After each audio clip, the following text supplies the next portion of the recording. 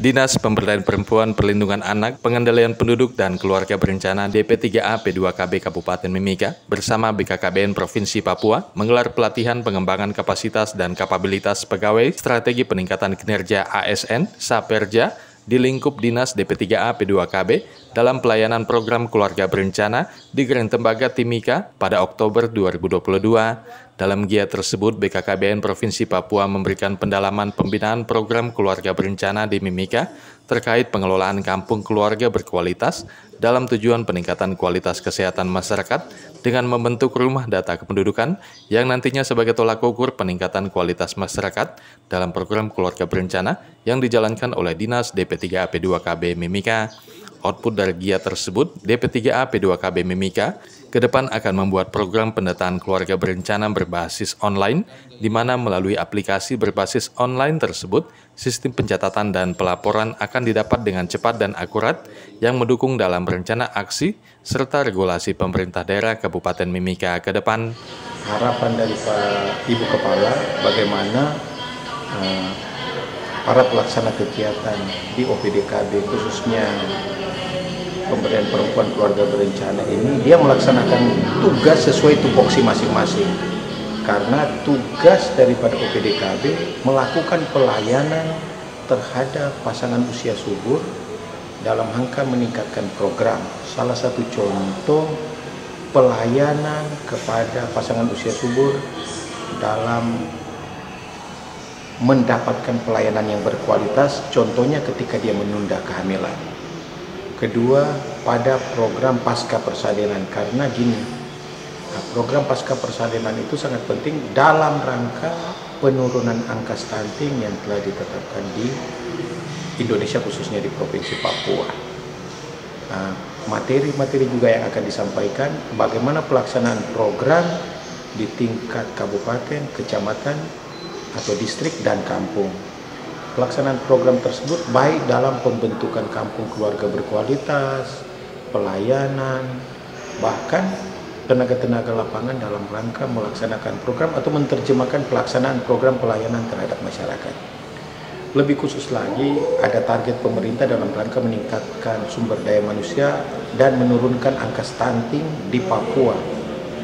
Pas kami datang ke Timika, kami akan memberikan informasi juga tentang langkah-langkah bagaimana mengantisipasi agar supaya pencegahan terjadinya penurunan angka stunting di Kabupaten Mimika ini. Karena programnya dari BKKBN bahkan OPDKB tentang pencegahan, bagaimana keluarga-keluarga yang punya potensi akan melahirkan anak stunting itu dicegah melalui apa? Melalui pembinaan, KIE, melakukan pelayanan, karena dalam rangka penuntasan stunting ada dua yang harus diselesaikan. Pelaksanaan penurunan secara sensitif dan spesifik. Spesifik itu telah dilakukan oleh mitra kita dari kesehatan, itu daya ungkitnya 30%, sedangkan sensitif itu 70%. Jadi pelaksanaan program penurunan stunting walaupun penimbangan, pemberian PMT, bahkan pengukuran dan lain sebagainya yang dilakukan oleh kesehatan, tapi kalau instansi terkait tidak terlibat karena daya ungkitnya 70%. Salah satu contoh, ketika keluarga itu melahirkan anak yang sehat, tapi kalau tidak mendapatkan air bersih yang baik, dia akan cenderung membuat bayi tersebut akan berakibat jadi stunting, atau ibu hamil ketika tidak mendapatkan air bersih rawan mendapatkan atau kena penyakit sehingga menurunkan daya tubuh dan rawan untuk melahirkan. Jadi intervensi kita harus berjalan bersama-sama. Harapan kami ketika materi ini disampaikan, para tenaga pengelola program di OPDKB mampu mengerti, memahami, bahkan menjadi agen perubahan agar supaya mereka punya hati dalam rangka melakukan pelayanan terhadap masyarakat Mimika, terutama kepada keluarga-keluarga yang mendapatkan pelayanan, dan pelayanan itu harus berkualitas agar supaya program berjalan dan apa yang diharapkan oleh pemerintah khususnya Papua, bahkan terlebih khusus lagi di Timika, dapat berjalan dengan baik sehingga program yang dilaksanakan oleh Kepala OPDKB dapat berjalan dengan baik, bagaimana meningkatkan kualitas keluarga dan masyarakat di Mimika. Terkait dengan kegiatan selama 2 hari ini, materi-materi yang sudah disampaikan oleh kami dari perwakilan BKKBN Provinsi Papua terkait dengan pengelolaan kampung keluarga berkualitas, terkait dengan rumah data kependudukan, dan harapannya dengan adanya kampung keluarga berkualitas ini bisa meningkatkan kualitas kesehatan masyarakat, sumber daya manusia ke depan, dengan adanya rumah data kependudukan ini, bahwa rumah data kependudukan merupakan suatu miniatur dari kampung keluarga berkualitas tersebut.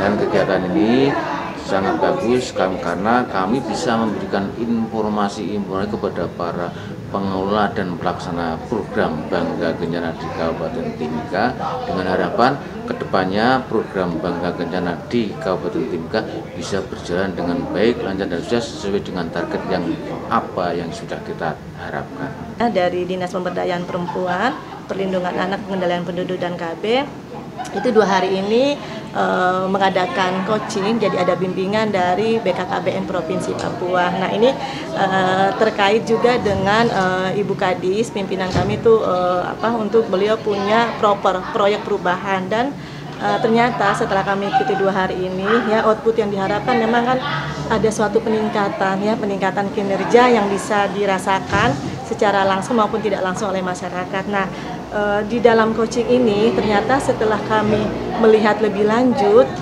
itu kan ada salah satu bidang, kebetulan di bidang KB itu data untuk MKJP, metode kontrasepsi jangka panjang itu dia bukan turun ya, masih kurang dari target seperti itu. Nah, ternyata setelah kami mengikuti ini, ada pembimbingan dari BKKBN Provinsi itu tampaknya kami harus membuat satu sistem ya. Jadi ada ide, ada inovasi membuat satu sistem yang selama ini teman-teman PLKB di lapangan itu kan merupakan perpanjangan tangan dari kami ya, perpanjangan tangan dari OPDKB, itu yang mereka selalu memotivasi ke masyarakat, bagaimana peran mereka supaya masyarakat itu mau untuk mengikuti program KB. Nah, untuk MKJP itu adalah metode kontrasepsi jangka panjang. Jadi satu IUD atau biasa orang bilang spiral ya. Kemudian yang kedua implan ya atau susu, kemudian steril laki-laki maupun perempuan. Nah, itu yang memang dimotivasi. Nah, terus setelah itu ternyata harus ada sedikit mendapatkan inovasi sedikit ya. Mungkin bukan ini ya hal yang besar menurut kami, supaya ada satu sistem yang dibangun, itu yang kami pikirkan, bagaimana supaya peran teman-teman ini, mungkin ada satu alat kontrol ya yang bersifat online, yang langsung, yang bisa dirasakan, yang bisa langsung dilaporkan seperti itu. Jadi itu yang akan kami buat ya, mungkin inovasi itu yang akan kami kembangkan, sistem itu yang kami buat. Untuk namanya mungkin kami akan pikirkan ke depannya, tetapi sudah ada ide yang kami dapatkan, mungkin seperti itu. Jadi sangat bermanfaat sekali. Banyak hal yang kami dapatkan, terutama di dalam pelayanan KB, terutama di bidang saya, yaitu bidang keluarga berencana, ketahanan dan kesejahteraan keluarga.